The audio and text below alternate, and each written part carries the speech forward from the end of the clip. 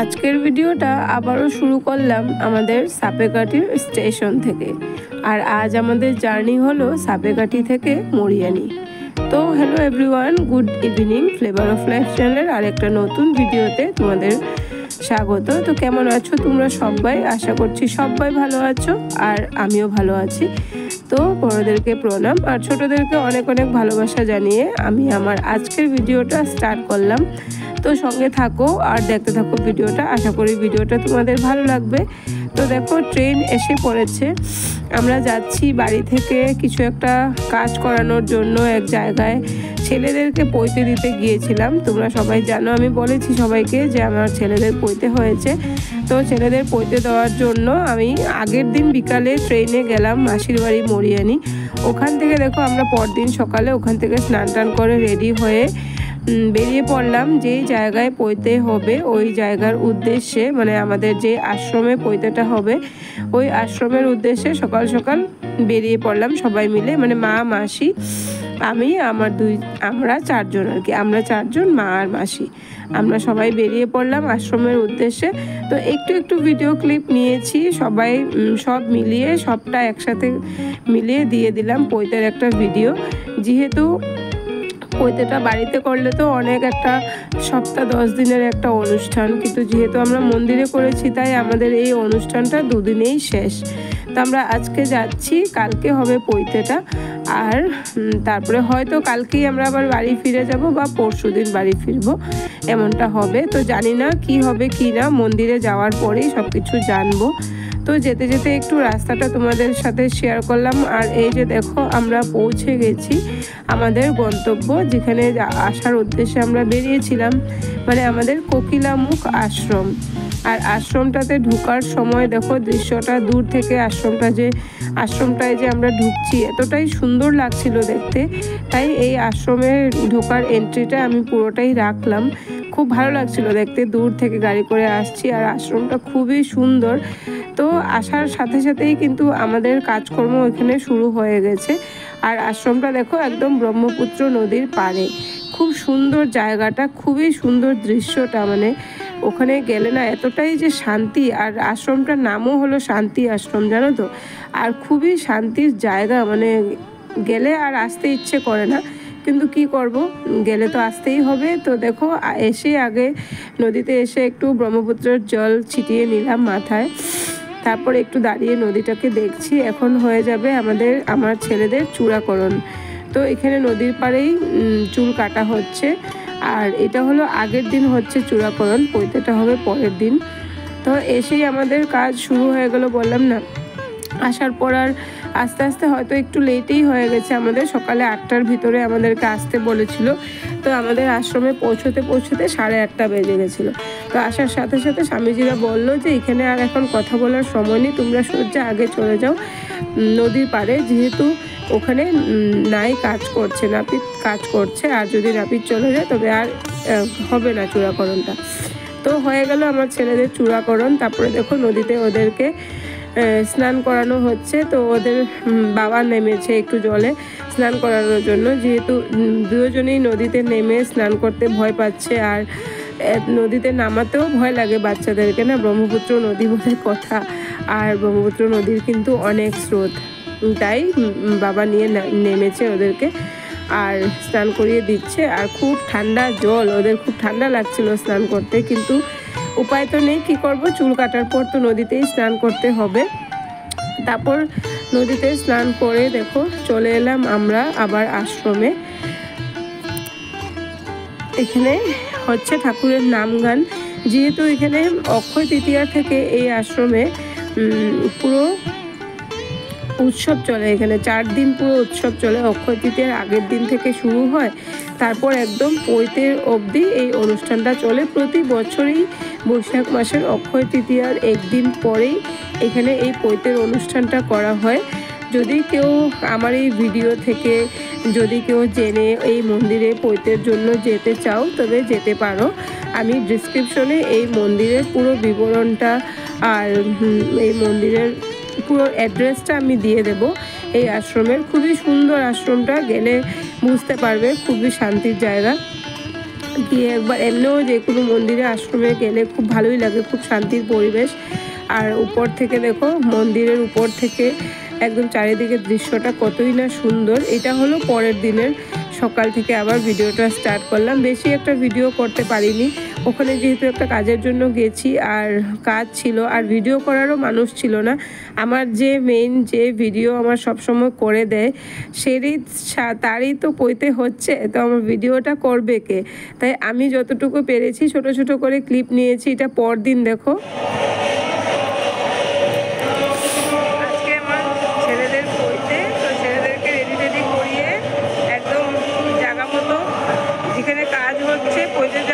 যেতে পারবো না, দেখতে পারবো না আমরা বলতে, ওখানে কাজ হচ্ছে। আর আমি বাইরে ঘুরছি, স্নান টান করে আমরা রেডি হয়ে গেছি আর বাইরে ঘুরছি।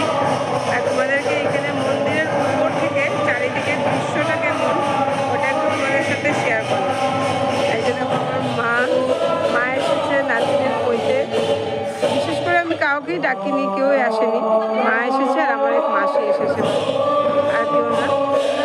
এখানে মন্দিরের বিষয়টাতে কিছু জানা ছিল না, যে এখানে এসে কেমন কি সুবিধা হবে না হবে, থাকার জায়গা হবে কি না, মানুষ নিয়ে আসবো, তারপর যদি মানুষগুলো কষ্ট পায়, তাই কাউকে আমি এমনভাবে বলিনি যে মন্দিরে আসো বলে কাউকে বলিনি। তো মন্দিরের দৃশ্যটা খুবই সুন্দর, মন্দিরটা খুবই সুন্দর। এসে আসার পর বুঝলাম যে না, খুব সুন্দর। যদি আমাদের সাথে আরও কিছুজন মানুষও আসতো, অসুবিধার কিছু ছিল না। যেটা হয়নি এটা তো বলে লাভ নেই। তো সঙ্গে থাকো আর দেখতে থাকো আজকের ভিডিওটা, আশা করি তোমাদের ভালো লাগবে ভিডিওটা। এই দেখুন, মন্দিরের উপর থেকে ব্রহ্মপুত্র নদী, চারিদিকে বিশাল নদীর পাড়ে মন্দির, খুব সুন্দর দৃশ্য। এটা স্নান টান করে রেডি হয়ে একটু উপরে গিয়ে চারিদিকের দৃশ্যটা তোমাদেরকে দেখালাম। আর এদিকে দেখো, সবাই যারা যারা পইতে নেবে সবাই রেডি হয়ে এখানে এই মন্দিরে বসেছে। এই মন্দিরটা হলো পইতের জায়গাটা একদম নিচে আর কি, একটু আন্ডারগ্রাউন্ড মন্দিরটা, ভিতরে নিচে, উপরের থেকে নিচে নেমে আসতে হয় এই মন্দিরটাতে। এখানে সবাই বসে আছে, এখনও পইতের কাজকর্ম শুরু হয়নি। আমাদেরকে বলেছিল সকাল 5টার মধ্যে সবাইকে রেডি করে এই জায়গায় নিয়ে আসতে, তো আমরা ওদেরকে এই জায়গায় বসিয়ে দিয়েছি 5টার আগেই রেডি করে। এবার ওদেরকে আমরা যে ড্রেসগুলো পরিয়ে দিয়েছি, কাপড় চোপড়গুলো এইসব চেঞ্জ করিয়ে নেবে। গেরুয়া ভূষণ মন্দির থেকেই গেরুয়া ভূষণ দেবে ওদেরকে, আর পরিয়ে নেবে গেরুয়া ভূষণ। তারপর পৈতের কাজকর্ম শুরু হবে। তো পৈতের পুরো অনুষ্ঠানটা তো আর আমি তোমাদেরকে দেখাতে পারবো না, যেহেতু পৈতেটা আমি নিজেও দেখতে পারবো না, পৈতেটা কেউ দেখতে পারে না। পৈতের সময়টাতে, যে সময় পৈতের কাজকর্ম শুরু হবে ওই সময় সবাইকে মন্দির থেকে বের করে দেবে আর দরজাটা বাইরে থেকে লাগিয়ে দেবে, কেউই দেখতে পারবে না। শুধু যেই স্বামীজিরা পৈতে দেবে তারাই এখানে থাকবে, আর কেউ থাকবে না। তো দেখো, সবাইকে গেরুয়া ভূষণ পরিয়ে পরিয়ে আনা হচ্ছে। আর আমি এদিকে বাইরে বাইরে কি করব, একটু আশ্রমটাই ঘুরে দেখছি। এখানে আশ্রমের এক কোনায় আছে বাবা মহাদেবের মন্দির, তো এখানে চলে এলাম আমি একটু পুজো করতে। এখানে এসে আমি একটু বাবার মাথায় জল ঢাললাম, তারপরে একটু প্রদীপ ধূপকাঠি জ্বালিয়ে গেলাম। যেহেতু একটা কাজ করছি, একটা বড়ই কাজ হচ্ছে আমার ছেলেদের, যেটা আমি বাড়িতে করতে পারিনি। যাই হোক, এটা আমার সবসময় একটা মনে কষ্ট থাকবে যে আমি অনুষ্ঠানটা বড় করে করতে পারলাম না, জনের অভাব, সব কিছুরই। আচ্ছা, সব কিছু কথা তো আর সব জায়গায় বলা যায় না। তো যাই হোক, করতে পারিনি, তাই মন্দিরে এসেই করলাম। সময়ের মধ্যে পৈতেটা তো দিতে হবে, না হলে প্রাচিত্যর ব্যাপার আছে, তাই মন্দিরে এসে দিয়ে দিলাম পৈতেটা। অনুষ্ঠানটা মন্দিরে এসেই হয়ে গেল আমাদের এই কাজটা। তো তারা তো ভিতরে আছে আর আমি বাইরে বাইরে একটু ঘুরছি, আর মন্দিরটাও তোমাদেরকে একটু দেখালাম, মহাদেবের মন্দিরটা দেখালাম। আর এখানে এই জায়গাটায় তিনটা মন্দির আছে। এটা একটা মঠ, স্বামী নিগমানন্দজি মহারাজের মঠ। আর অনেক দূর দূর থেকে অনেক ভক্তবৃন্দরা এসেছে এই মঠে, ঠাকুরের উৎসবে এসেছে। এখানে অনেক দূরের মানুষ, এখানে বাঁকুড়ার মানুষকে লগ পেয়েছি, বাঁকুড়ার থেকে আসা ওদের সাথে কথা হয়েছে, ত্রিপুরার মানুষ, শিলিগুড়ির মানুষ, অনেক দূরের কলকাতার মানুষ, অনেক জায়গার মানুষ এসেছে। তো তো অনেক সবার সাথে পরিচয় হয়েছে, কথাবার্তা হয়েছে। আর এখানে এবার দেখো সবাই লাইন ধরে দাঁড়িয়ে আছে, কেন বলো তো, পৈতে দিয়ে তারপরে যখন সবাই বেরিয়ে আসবে তখন এখানে তো ভিক্ষা করবে, সবার কাছে ভিক্ষা চাইবে, আর সবাই ভিক্ষা দেওয়ার জন্য কিন্তু লাইন ধরে দাঁড়িয়ে আছে। আর এখানে দেখো চাল টাল সবাই এখানে রেখে দিয়েছে আর কি, হাতে হাতে নিয়ে কি দাঁড়িয়ে থাকবে তাই।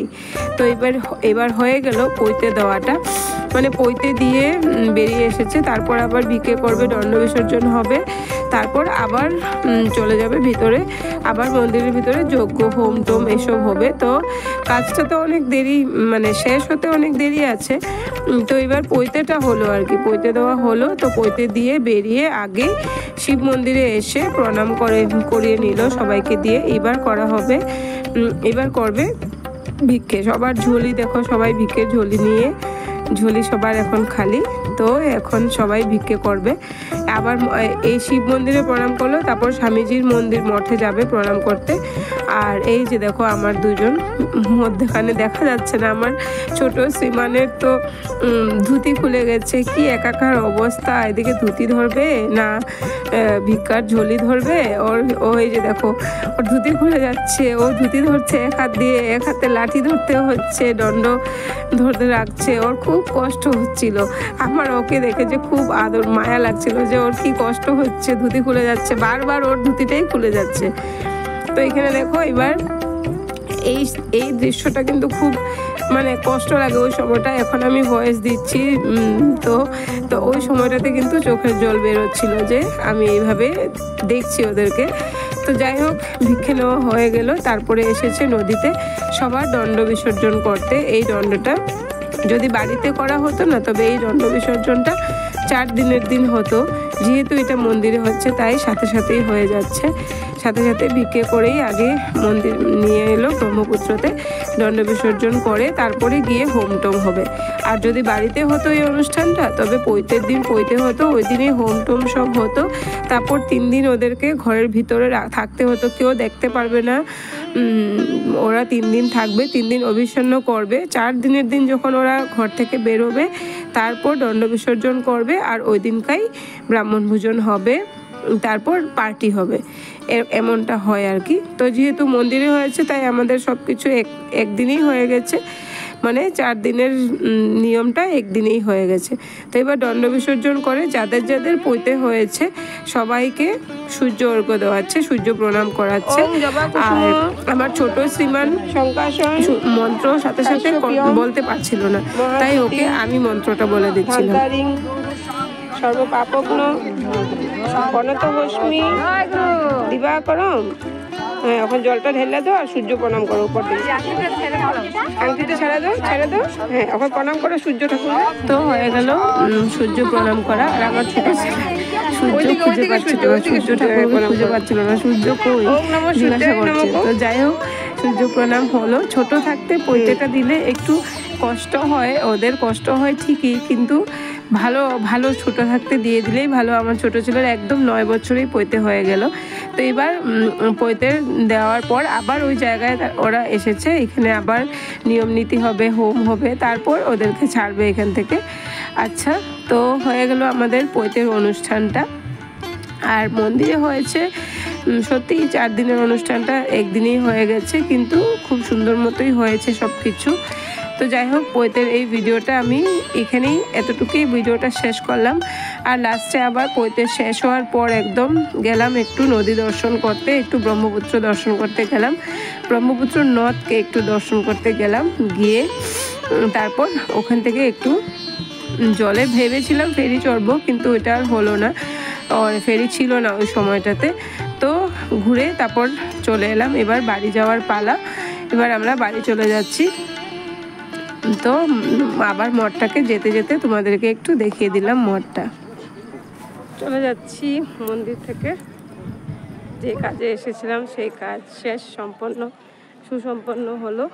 এখন বিকালবেলা আমরা টাটা বাই বাই বলে মঠকে এবার বেরিয়ে পড়লাম।